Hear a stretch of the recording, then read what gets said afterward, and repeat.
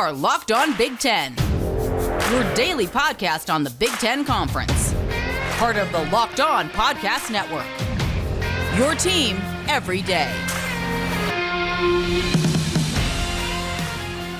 You're listening to Locked On Big Ten, everything you need to know about the conference every weekday. Alongside our Thursday co-host and the host of Locked On Wolverines, Isaiah Hull, I'm Nate Dickinson, and we thank you for listening in to Locked On Big Ten. It's your first listen every weekday.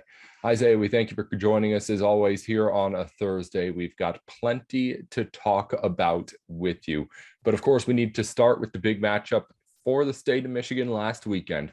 It was a Michigan State win over the Wolverines. So where are you at with what this Michigan team has going forward? We'll talk about where it is in the first college football playoff rankings in a second. Obviously, that matters a whole lot right now. But with the game that we saw over the weekend, it's Thursday now, the week after. So we don't need to talk that much about what actually happened on the field. Things have already been discussed on that front. Where are you at going forward with your team? Well, I think that Michigan's still in a good position. Of course, it'll need probably a little bit of help as far as if it wants to win the Big Ten or at least get a trip to Indy. But at the same time, I mean, they very well could get some. And Michigan State still has 3 big games left at Purdue this week, and they finish out against Ohio State and Penn State. So there's still a lot of room there. I'm still pretty confident in what Michigan brings to the table. This isn't to take away from Michigan State and people always say, you know, they've been criticizing me all week because I'm like, this was all more about what Michigan didn't do. But at the same time, you know, you have to credit Michigan State for capitalizing, because Michigan State doesn't capitalize, they don't win. But Michigan certainly had that game kind of in hand. I know it's 16 points doesn't mean like that's an automatic win, but Michigan looked like the better team for about 3/4 of the game, and then they started to look even. Michigan made mistakes, and Michigan State didn't. They played great. So it's one of those things where I think if Michigan can get some of these things cleaned up, from coaching issues to tackling to just taking better angles, especially when playing against an elite running back. Certainly, they're going to see that in Travion Henderson in Week 13.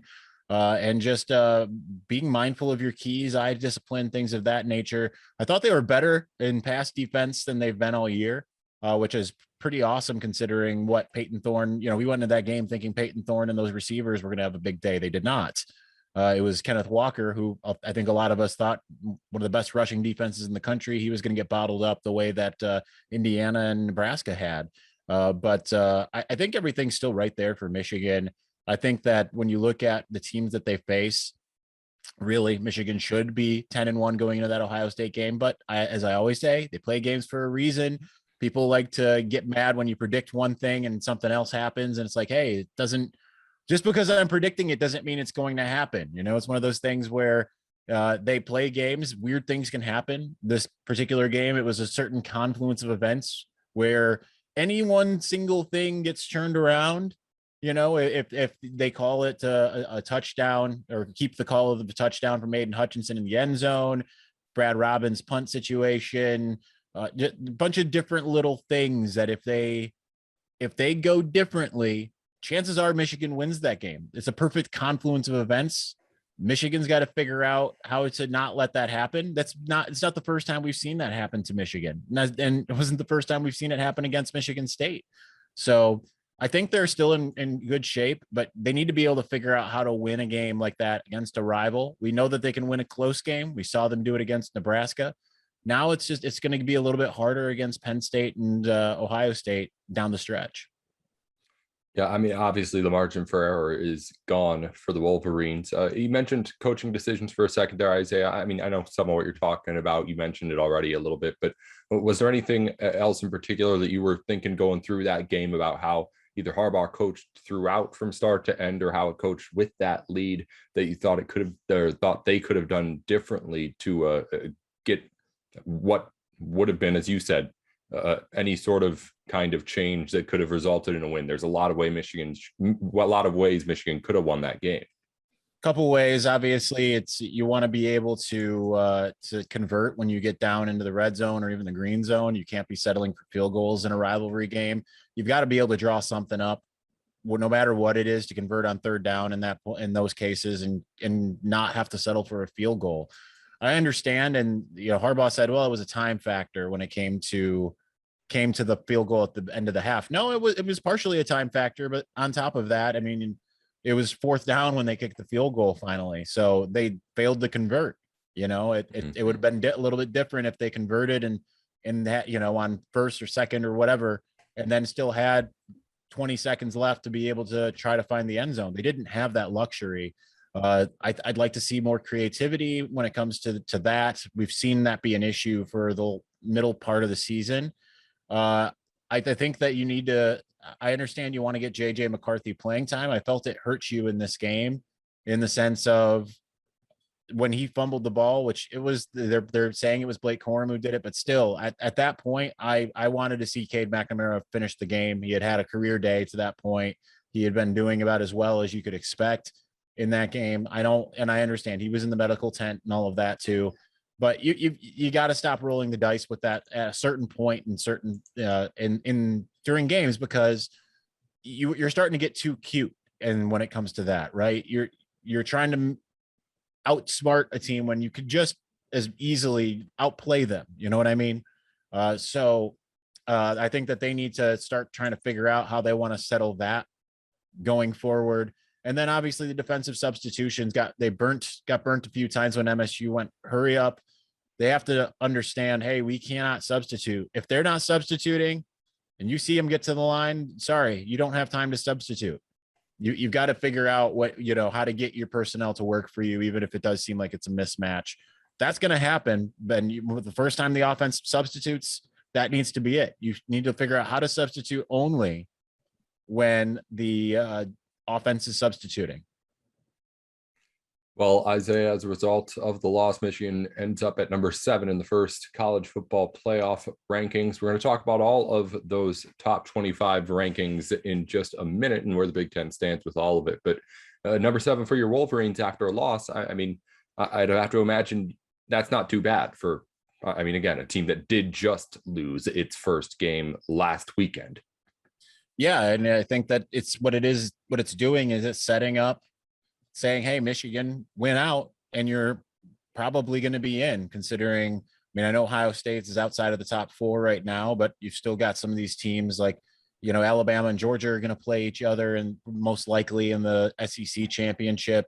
MSU, who's in there, they've got to play Ohio State and Penn State and Purdue. Like I said, Michigan wins out, it's got a really good shot now at number 7 at this stage of the game. So it's an important it's important that they were placed there rather than 9th or 10th. Granted, I always think back to 2014 when Ohio State in the first rankings came out as number 14. A lot can happen between now and then. So I think that it's a great spot. It showed that, considering that they were number 6 in both the polls before the college football playoff one, the week going into Michigan State, they really essentially only dropped one spot. They're more respected by the playoff committee than the AP and the coaches poll, which have them as 9th and 10th respectively. So I think that tells you that, hey, that you're not being faulted too much for a loss to a team that's currently considered the number 3 team in the nation. And I think that's also credence to, again, the perfect confluence of events. Michigan was controlling that game until it wasn't. So it's that's not a knock. Again, I just want to make sure people know it's not a knock on Michigan State. But that's how the game went. And I think that the committee certainly saw that and said, if we're going to put Michigan State at number 3, we can't really punish Michigan too much for losing to them, not the way that it did. So it's just a matter of take care of business and you've got a really good shot at reaching all your goals. Well, the committee showed some love to the Big Ten pretty much across the board. We'll talk more about that here on Locked On Big Ten with Isaiah Hole, our Thursday co-host, here in just a minute. Today's Locked On Big Ten is brought to you in part by McDonald's, proudly serving communities since 1965. McDonald's has always been more than just a place to get healthy, tasty, affordable food. It's an unofficial community center. A big thank you to our friends at McDonald's for always being there for you. I'm loving it. Back in here on Locked On Big Ten, Isaiah Hole from Locked On Wolverines in with us. Be sure to make Locked On Wolverines your second listen of the day after you're done here with Locked On at Big Ten. We're talking a little bit of college football playoff with Isaiah before we got to let him run for the day. Isaiah, Your Wolverines are number 7. We talked about that team already. They're in a good spot. A lot of Big Ten teams are in good spots after this initial ranking. Michigan State 3, Ohio State 5. You go down, Iowa down at 22, Wisconsin 21, Minnesota 20. We'll get to the top first. Let's start there. That's a lot of differences from where the AP has those teams. You mentioned Wolverines up higher than what the AP had. This may be the most variation I've seen from the playoff poll to the AP poll in like the first week since it started. Maybe I'm trying to think back, but that's not worth thinking too much on right now. But anywho, where are you at with where those Big Ten teams at the bottom stack up, and more importantly, how it's going to impact stuff at the top, because it really does help out teams like an Ohio State to have a team like that Minnesota squad up there. Yeah, I think Ohio State obviously is just a matter of if they take care of business, they're going to be in. That there's no question about that.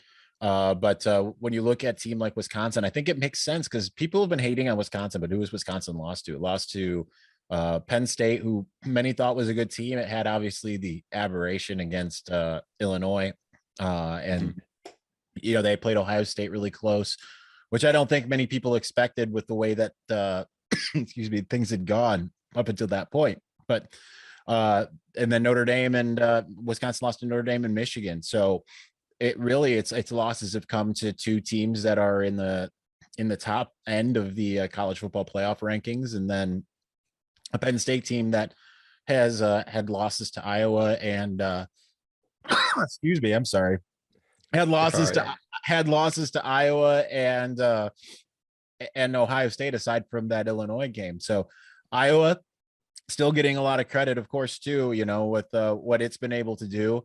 Although it's kind of, again, setting up, even though it's down at the bottom, it's setting up that Iowa-Wisconsin matchup, who's going to end up winning that one.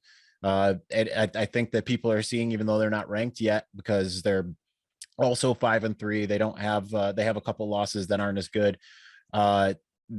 Purdue is probably obviously getting some respect to some degree for obviously beating Iowa, but Wisconsin beat Purdue. So and Minnesota, I think, obviously is deserving as well, despite the fact, again, the Bowling Green loss. If they hadn't lost to Bowling Green, we'd be talking about Minnesota a lot differently. But it's a team that's really coming together. So it makes complete sense that that those teams would be ranked. I was wondering if there would be more of a shot for teams like that to be in the top 25 compared to Houston, SMU, some of these teams that really don't play anybody, because that's the danger when you have a conference that's as loaded as the Big Ten. Everyone beats up on everyone. We've seen the SEC get this type of respect. It only makes sense now that the Big Ten is getting similar respect at the moment. I want to ask about that. I want to ask about some of those smaller schools too, because that's one of the most interesting things about this poll. But I want to ask about what you said about that kind of respect the SEC is getting in the Big Ten, getting a corresponding respect right now.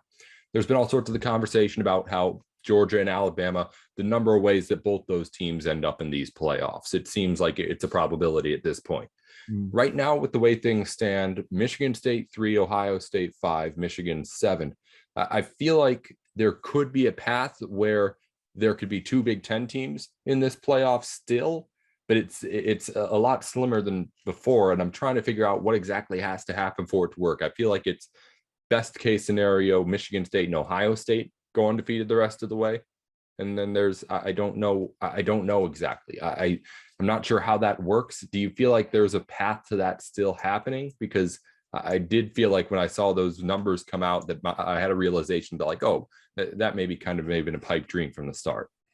I still think there's a chance if I think probably the best case scenario is if Michigan State and Michigan are the ones that win out, because Ohio State's already got one loss. I think that if they're certainly Michigan State could suffer a loss to Ohio State and still be alive, but it certainly might not be at that point, just based off of the perception of Ohio State. So I think Ohio State probably needs to, yes, it would have to lose one more time probably. Or if Ohio State wins out and it's only and Michigan State's only losses to Ohio State, that certainly could be it too. But I think I don't know. I've gone over this a million times. There's a million different ways. If Michigan wins out here and Michigan State wins out, Michigan State goes to the Big Ten championship. Michigan enters the college football playoff likely as as the number 4 team, even though their only loss would be to Michigan State. I think that if they beat Ohio State, that could be enough. But would Ohio State, how far does it drop if it loses to both Michigan and Michigan State? So there are a lot of questions as to how that could work. And I think that at that point too, you want Georgia to win out essentially. You don't want Alabama to beat Georgia and that be Georgia's only loss. Georgia has no one coming up that's going to challenge them for the rest of the year. So that's really, you're looking at Alabama, and the fact that they put Alabama up so high tells me that they are kind of primed to have them in the top 4 essentially no matter what happens, but we'll see. Yeah, it's going to be tough to see for sure. Isaiah Hull here with Locked On Wolverines is with us every Thursday. Just a real quick sentiment, if you have anything on Oregon feels like, I'm sure the team got a pity number 4 spot in this first poll. Cincinnati didn't even get the pity spot. Are you feeling like either of those two teams, like those fan bases have to just be like, what do we have to do? It's over, right? Unless other teams lose. Well, with Oregon, I mean, they have the head-to-head against Ohio State. That's the important thing, right? But you agree, but we talked about if Ohio State wins out, that's not going to matter. I mean, it might not, but that's more because who Ohio State has to play, that's where Oregon doesn't have the benefit of the schedule.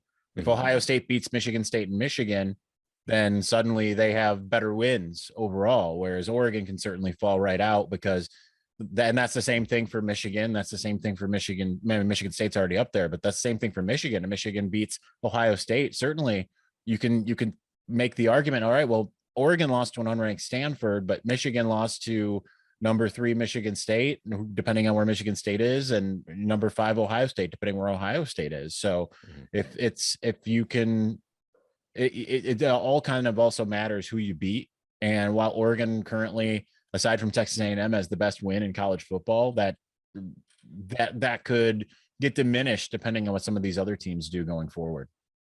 Yeah, well, we've got plenty of time still to talk about all that. The conversation will probably be completely different this time next week when we talk.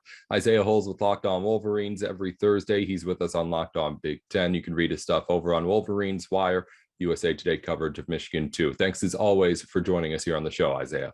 Absolutely, my pleasure. This has been Locked On Big Ten. I'll be back to wrap things up in just a minute.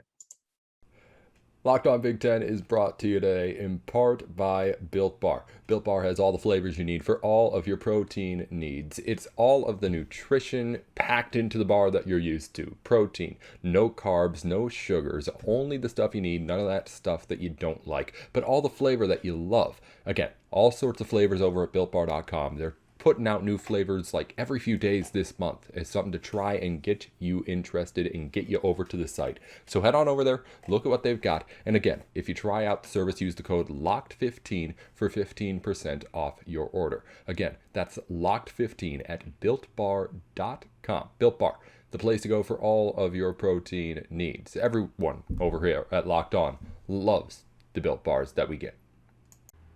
Hey, Nate Dickinson here again. Thank you as always for tuning into today's show. Tomorrow, Matt Sheehan is in to break down bets from all around the Big Ten this weekend. Not a big slate as far as just the marquee games that we've seen around the conference all year.